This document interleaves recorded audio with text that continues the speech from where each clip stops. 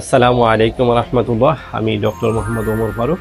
আমি আজকে আপনাদের সাথে একটা বিষয়ে কথা বলবো, সেটা হচ্ছে পিত্তথলির পাথর কেন হয়, পিত্ত পাথর হলে কি কি লক্ষণ দেখা দিতে পারে, এছাড়া পিত্ত পাথর হলে কি করবেন। পিত্তথলির পাথর হওয়ার জন্য অনেকগুলো কারণ রয়েছে।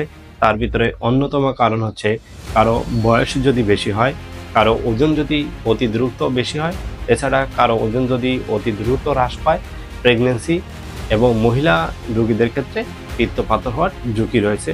সেই সাথে কেউ যদি অতিরিক্ত কোলেস্টেরলযুক্ত খাবার গ্রহণ করে, এছাড়া কারো রক্তকণিকাগুলো যদি অতি দ্রুত এবং অস্বাভাবিকভাবে ভেঙে যায়, তাহলে পিত্ত পাথর হতে পারে। সেক্ষেত্রে পিত্ত পাথর হলে কি কি লক্ষণ দেখা দিতে পারে, সেক্ষেত্রে আমাদের পেটের ডান পাশে উপরের দিকে ব্যথা হতে পারে এবং এই ব্যথা সাধারণত খাবারের সাথে সম্পর্কিত হতে পারে। খাবার গ্রহণের পর আমাদের ব্যথা বেড়ে যেতে পারে। এই ব্যথা আমাদের পিঠে এবং ডান কাঁধে অনুভূতি হতে পারে। সেক্ষেত্রে পিত্ত পাথর হলে কি করবেন?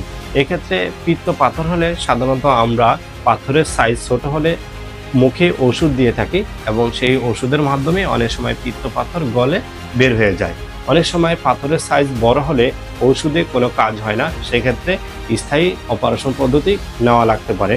সেক্ষেত্রে অপারেশনের জন্য সাধারণত দুই ধরনের পদ্ধতি রয়েছে। একটা হচ্ছে ল্যাপারোস্কোপিক কোলিসিস্টেক্টমি, অর্থাৎ এখানে মেশিনের মাধ্যমে ফুটো করে আপনার পিত্তথলির পাথর বের করে নিয়ে আসা হয়।